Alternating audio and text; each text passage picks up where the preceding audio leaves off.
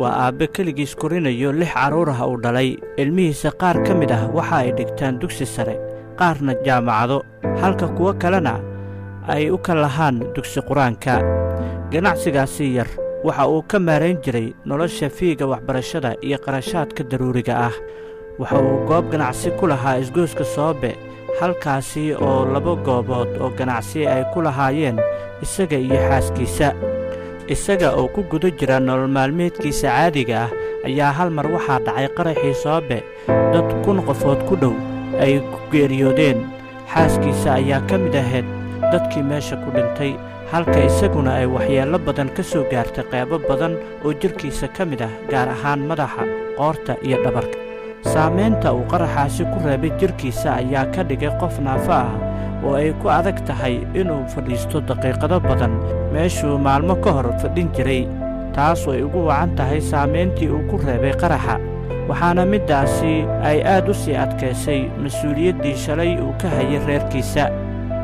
bartilmaameedka saxda ah ee argagixisada Al-shabaab ayaa ah dadka shacabka ah ee masaakiinta ah, kuwaasi oo raadinaya nolol maalmeedka reerkooda.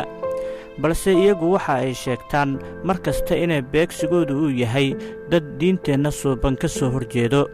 waxaa isweyddiin mudan, haddii Al-shabaab la dagaalsan yihiin dad gaalo ah, maxay ka rabeen xaaskiisa iyo qoysas kale oo masaakiin ah, haystana diinta islaamka oo noloshooda horumarkeeda ka shaqaynayo, maalin walibana lala beegsanayo qarax iyo burbur. waxaa hubaal ah inay been ka sheegeen mowqifkooda oo ay u muuqato cid waliba oo maskax fiyow ah in ujeeddadoodu tahay dhibaataynta horumarka dadka, sidoo kalena burburinta dalka iyo dhammaan waddooyinka diinta islaamka ay nafartay. barnaamijka dhaqancelinta iyo isu-soo dhiibayaasha waxaa la socodsiinayaa dhallinyarada fikirka qaldan laga dhaadhiciyey ee weli ku jira kooxaha argagixisada ah inay fursad dawladda Soomaaliya u fidisay. haddii ay ka tanaasulaan fikirka guracan, waxaa lagu soo dhoweynayaa gacmo furan, waxaana ay ka faa'iidaysan karaan barnaamijka dhaqancelinta ee dawladda Soomaaliya oo waxbarasho cilmi iyo maadi ah lagu baranayo si ay dib uga gacan geystaan dhisidda dalkooda inta ay burburin lahaayeen.